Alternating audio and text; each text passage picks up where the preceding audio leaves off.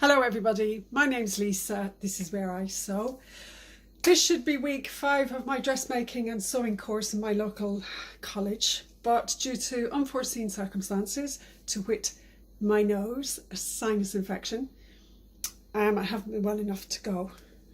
Just felt wrecked today, but my face is brought to you by the magic and the power of makeup. I didn't want to waste the day. I'm getting bored, so I thought I'd throw on a face and come and talk about exciting adventures this week in sewing. Just to bring you up to date on the pattern that I'm working on at the moment, which is the Vogue Easy Sew culottes combo bodice loveliness there in corally red, the V9075. So far I've cut all the pieces out, and that's above I bought the fabric obviously, and I've been able to put the bodice part of it together, incorporating most of the changes that I made in the toile from the last video. I'll put a picture of that up there as well. So I've started this bit. I've incorporated the darts here in the bust to get rid of some of that excess fabric bulk that I didn't need. I've shortened it. This fabric, this denim, is fabulous. It's heavy. It's a beautiful deep indigo blue, and it's got a lovely, like a grain on it. You know, it's not just a flat. It's just not a flat texture. It's it looks really good. However, with the beautiful indigo color comes an issue about color fastness.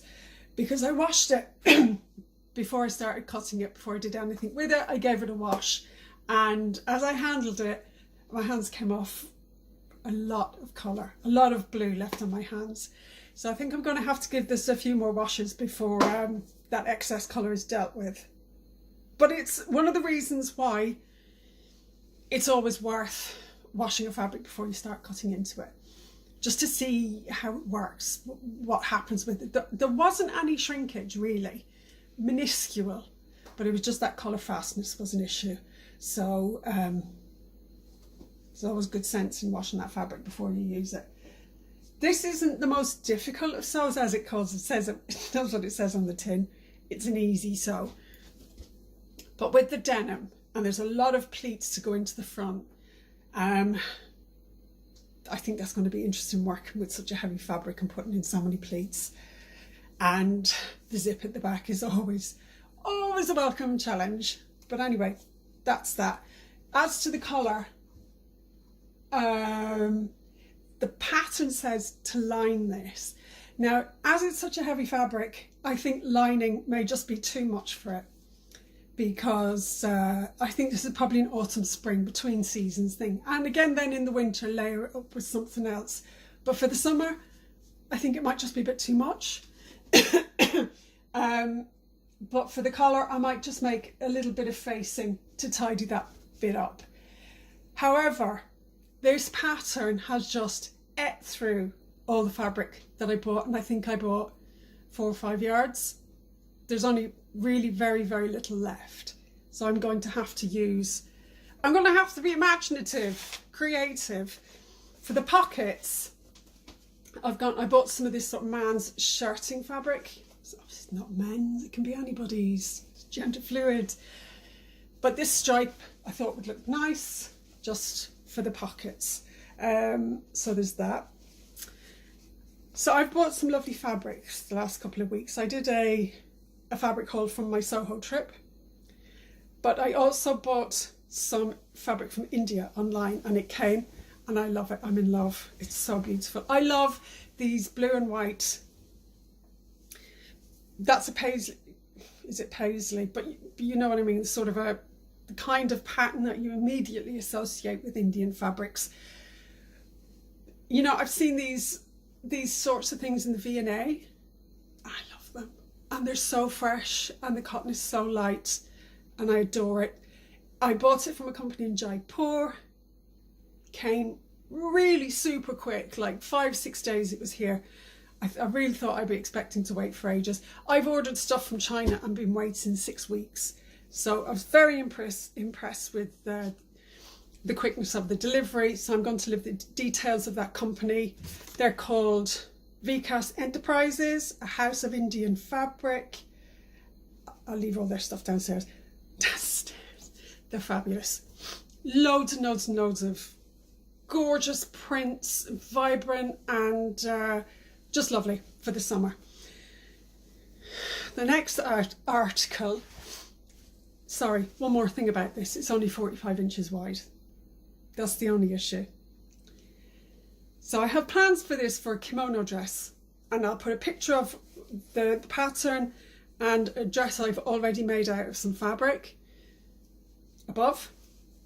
And as you can see, there's quite a bit of fabric necessary in the skirt. Now, most patterns give you alternatives to the layout of the pattern when you're cutting it out. So they'll accommodate for whether you've got a 45-inch width or a 60-inch width fabric. So there's just clever ways to get around the width discrepancy. So this is going to need a bit of planning, but I'll do it anyway. The next piece, bought it at my Soho fabric haul, and I got it on Berwick Street, and I leave the details of this shop below. Can't remember the name. Sounds like Messy or something. I don't want to get it wrong. It's on Berwick Street. It was from their remnant section at the back of the shop. This is 60 inches, so you can see considerable difference, and it's gorgeous. On the inside, it's got like a shift petrol blue. Give me your ideas what you'd call it. I think it's absolutely gorgeous. And on the outside, kind of a very subtle sagey green. And it feels like a taffeta, but the girl assured me it was cotton. But I am going to dry clean this because it's got that. I'll test drive a scrap on it, see how it goes in the washing machine, because I'd hate to mess it up. £14 a yard, and very lovely. Adore this. So I'll stop sniffing. I'm only looking for sympathy. That's it for today. Thanks for watching. Subscribe, like, and leave me a comment down below. Tell me what you're working on, any ideas that you have, what gorgeous fabrics you've bought, where you've bought from, what you like. I'm always looking for ideas and things and different patterns to use. Just starting to get a little bit more confident with patterns, but don't lose the run of myself with it. Okay, thanks for dropping by. Come again and see me soon. Bye bye.